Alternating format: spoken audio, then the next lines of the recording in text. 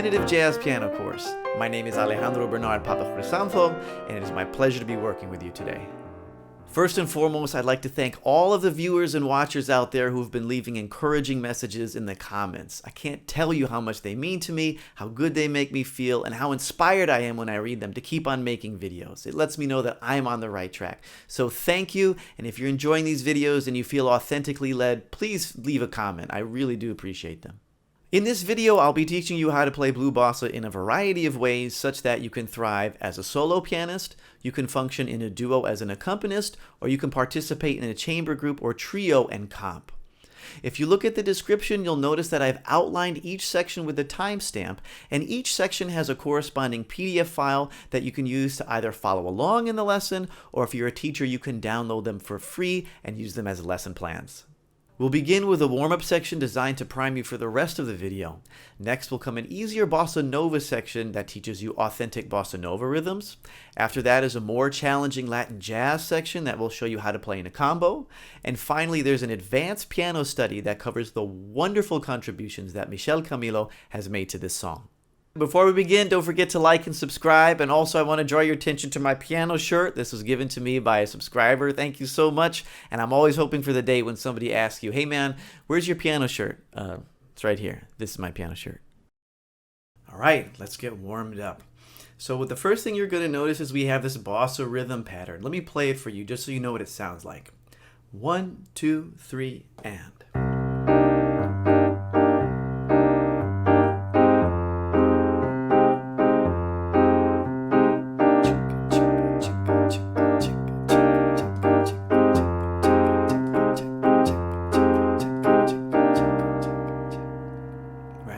Very chill, it's laid back. And you don't want to play this too fast. If it gets too fast of a tempo, then you're kind of embarking on samba territory. So again, keep this nice and chill, medium tempo. Wouldn't go too fast. Technically, the first things you're going to go over are the right hand and how you might just grip those right hand voicings. Notice that the top two voices are the same and that your bottom two fingers, your first and second fingers, are going to be moving to make that C minor 7 to F minor 7 change. So I would get that under your fingers. The left hand just has the roots in fifth, in C position, and in F position as well. Okay? And you don't have to use pinky and thumb. Sometimes, you can get away with using your middle finger and thumb to make those stretches. So, before you tackle the entire warm-up here, you might just want to do the first measure by itself. 1, 2, 3, and. Just really locking in that bossa groove. And this is an authentic bossa groove that I took right from one of the quintessential bossa guitarists, João Gilberto. So this is the real deal. Okay? And then you might just warm up your F minor chord. And the last thing that I want to point out before we go to the next section is that if you look at measure 2 and the very last chords that's played, there's an F minor 7. But there's not an F minor chord 7 symbol until bar 3. And so when this comes early, just prior to the chord symbol, we call this anticipating the chord. So F minor is being anticipated. And if you also look ahead to measure 4 in this example, you'll notice at the very end that C minor is also anticipated as you go back to the beginning. And this helps maintain a good sense of forward motion. Okay, so really bring out those anticipations. 2, 3, and. 1, 2, 3, and.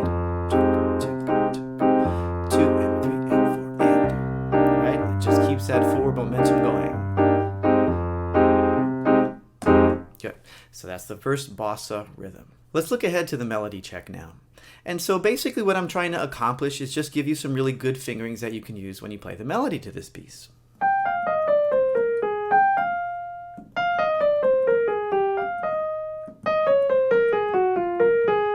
There's some awkward stretches, and also there's a moment where you have to bring your thumb onto a black key.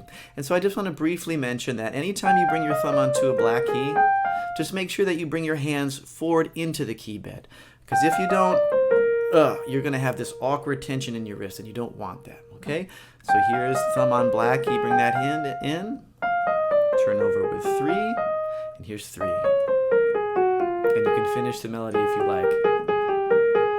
Okay, so just get comfortable playing that. It's going to help you out in the future. So let's tackle the last part of the warm-up section. This is the jazz comp style that's going to prepare you to play in a chamber setting in more of a jazz style and less of an authentic bossa nova rhythm. It sounds like this. 2,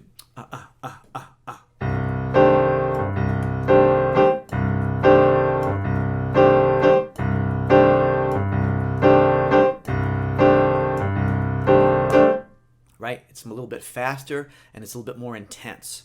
So the first thing that I want to draw up is the left hand. You have this McCoy-Tyner open fifth, and it sounds so powerful. But be careful, because if you really approach it in a powerful kind of way and bring your hands deep into the key bed, you're going to invoke a lot of intention. Or rather, you're going to invoke a lot of tension in your playing. And so I want to stress that you want to use just kind of gravity to help you bring your hand down. And if you've ever done this experiment before where you just have your hand maybe, it's hard to see the depth from this camera angle, but if you just have your hand maybe 8 inches above and you just let it drop, you can produce a lot of volume, right? So I would definitely take a little bit of time just to get comfortable having your hand drop with the aid of gravity, just so you don't build up tension. So what you'll be learning from this section is an authentic bossa nova groove that you can use to accompany a vocalist, an instrumentalist, or yourself and do some solo piano techniques. Here I'm going to show you how to do it. It goes like this. 1, 2, ya da da da da da.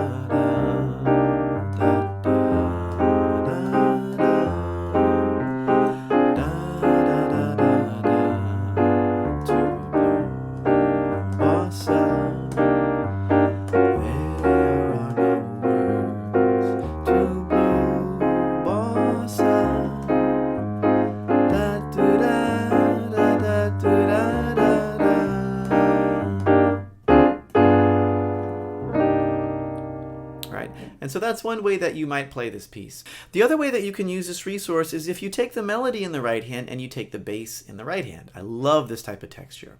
1, 2, 3. Try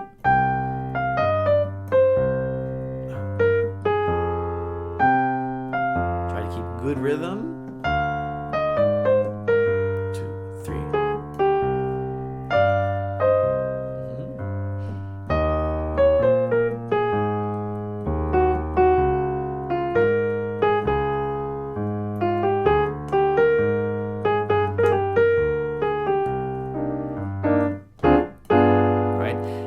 Do that, you can play the melody. Maybe you can just take a solo while you're playing the left hand.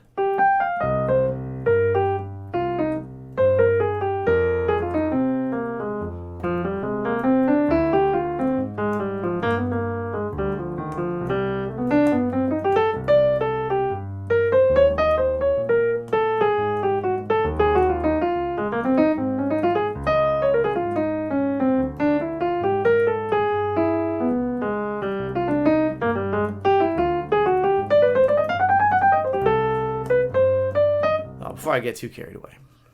And sometimes when I'm taking a solo, if I'm playing the melody, I like to fill it out with chords. I might comp for myself, or I might play additional notes to my melody to fill it out, so like a guitarist might do. Could sound something like this. 1, 2, 3.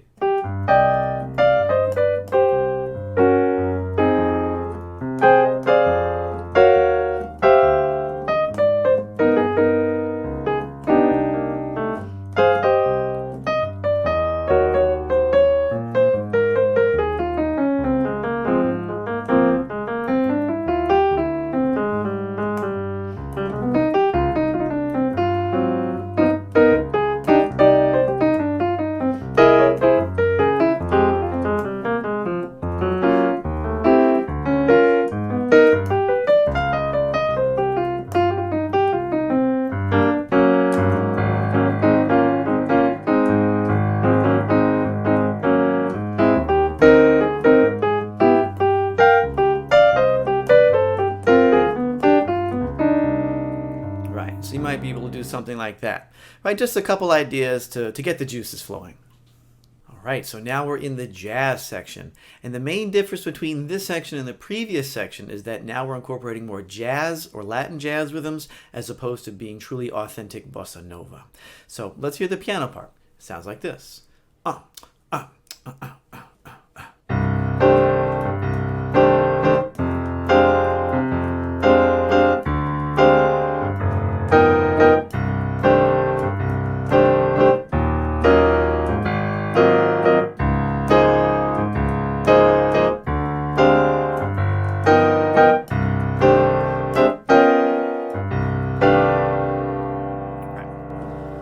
So automatically you notice a difference in intensity. It's faster, it's quicker, it's thicker.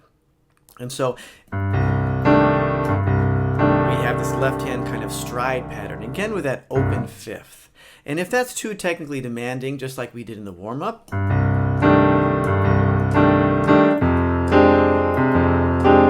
you can do that, and you can accompany an instrumentalist that way. It's very effective. You can do it in a pinch in a duo setting. It's no problem, right?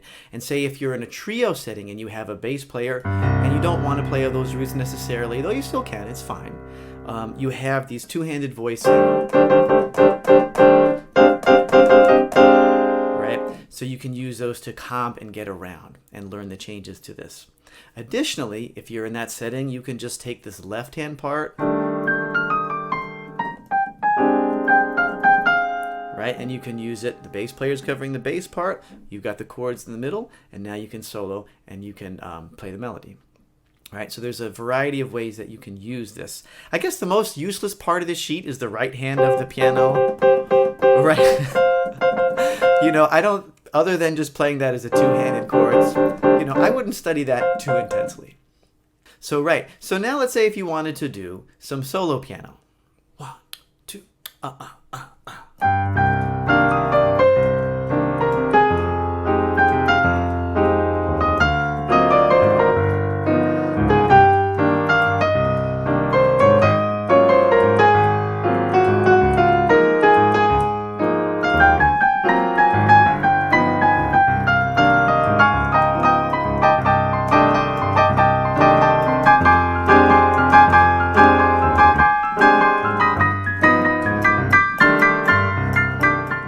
Okay, so welcome to the advanced portion of this lesson. We're mainly going to be going over the left-hand pattern of that Michel Camilo invented. And it's basically a salsa stride. Sounds like this. 2.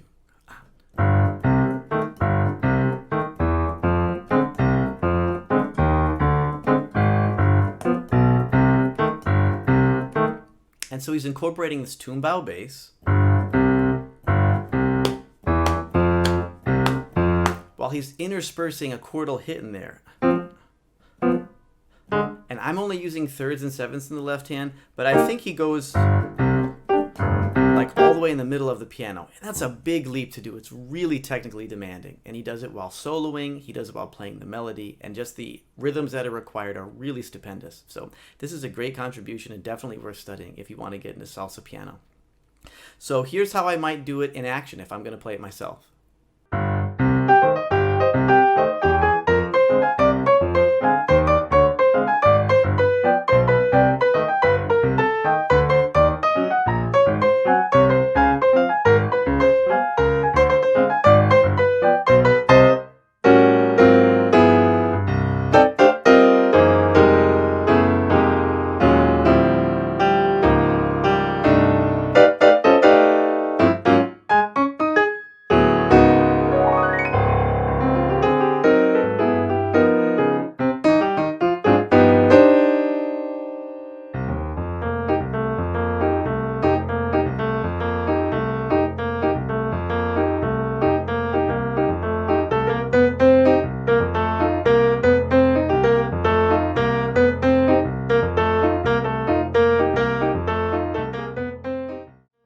Oh, I'm so nervous.